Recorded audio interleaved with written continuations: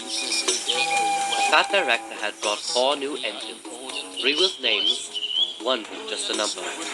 The 3 with names were Gordon, Eagle, and Brandon, who was better known as 98462. Gordon and Brandon had an attitude and thought they were too modern for goods trains, while Eagle did whatever job he was assigned without fuss.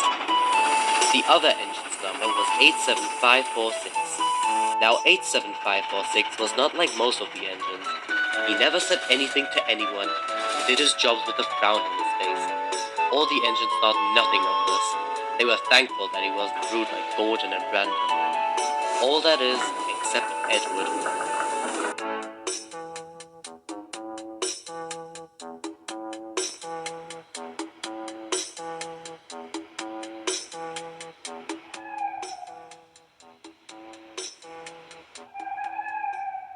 You know, Brandon said one night, all these engines are useless in their own way, but us, we are important, those engines. We are too important to shunt like Thomas or Edward over there. And do I have to get started about that 87546?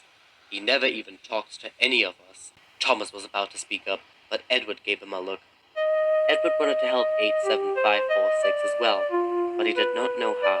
However, he soon got his chance earlier than he expected.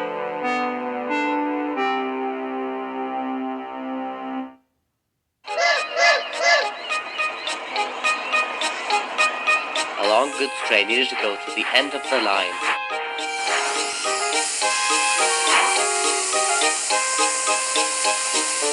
And Gordon and Brandon refused to move. So the fact controller told Henry and 87546 to take it.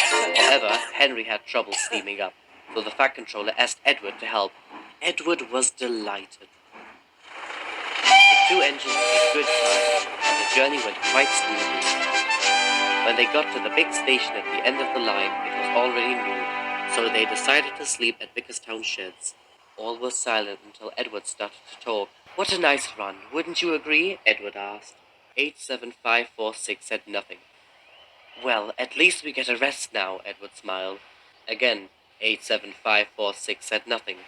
Edward sighed. 87546, why don't you talk to us? Me, Henry, Thomas, and Eagle would love to have another engine to talk to you at night. 87546 glanced at Edward and looked away again. "Because I thought you would be like the other engines on my old line." 87546 stammered. Edward was taken aback. He was not expecting 87546 to respond so quickly. "I would do most of the goods work, since they all thought goods trains were for engines who had no purpose. They would always make fun of me, never let me sleep in the sheds, and hiss at me every chance they got. And the worst part was that Brandon was the main face of it all. We used to work on the same railway, and he was a much different engine for the first couple of days. He would do any job he wanted, and would always keep my company when the others were rude to me. But their attitude soon went to his smoke box, and he was soon the main face of all the drama I had back then. Now, I don't know if I should trust anyone, because I don't want the same thing to happen again." This time, Edward said nothing for a while. "I am sorry to hear that," Edward started. "I would never do anything like that, same as Thomas, Henry, and Eagle. We know how it feels to be looked down upon, so we would never do the same to you." "Thank you, Edward," 87546 started. "It means a lot that you would say that." "Friends?" the old engine asked.